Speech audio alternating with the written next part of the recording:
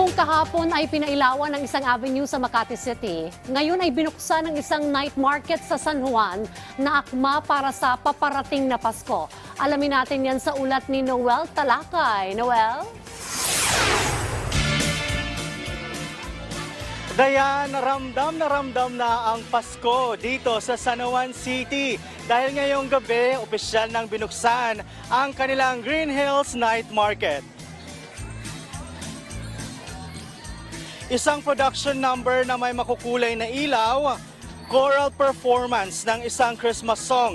Ganito dayan binuksan ang Green Hills Night Market dito sa lungsod ng San Juan.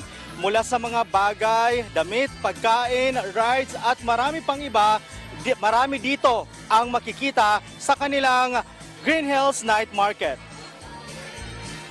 Bringing the joy back to our families, experiencing the season of Christmas, especially now we're basically post-pandemic.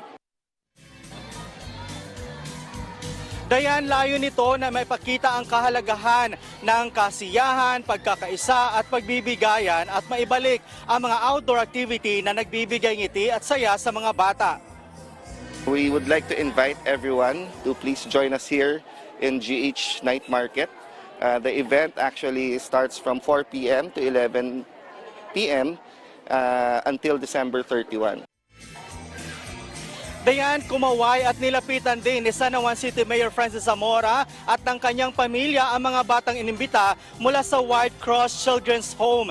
Ito ang orphanage na nangangalaga sa mga batang inabandona ng kanilang mga kaanak. Mayroong 84 merchants na sumali dito ngayong taon kung saan ayon sa kanila, ito ay magandang pagkakataon para kumita at makapagbigay ng hanap buhay lalo na ngayong Pasko na talaga namang pinaghahandaan ng mga Pilipino.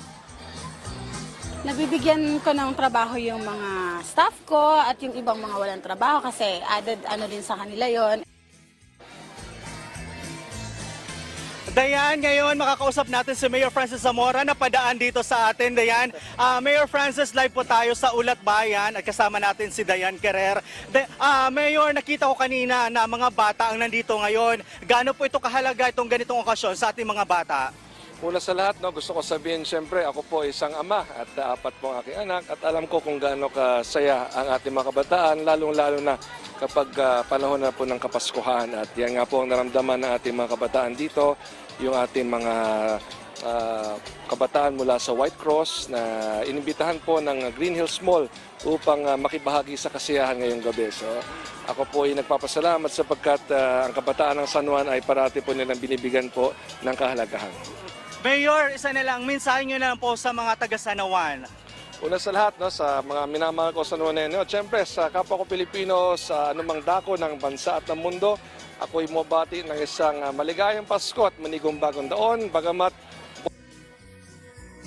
dito sa Pilipinas, sa extended Christmas celebration po tayo parate.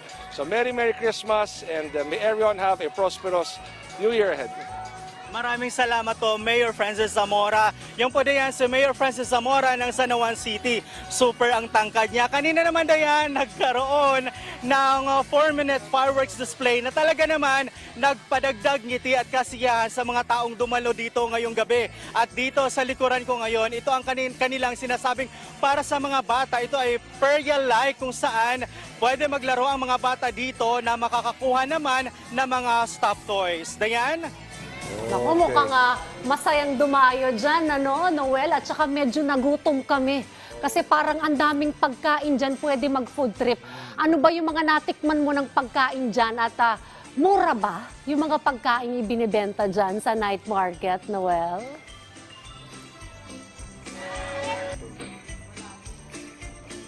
Naku, yun Kaya yung mga mabibili ditong mga pagkain, hindi lang mga pagkain, ganun din yung mga bagay na mabibili dito. At talaga namang masasarap dahil kung mahilig ka sa street foods, talagang marami yan dito, Dayan. At talagang mag-e-enjoy ka na, nabusog ka pa.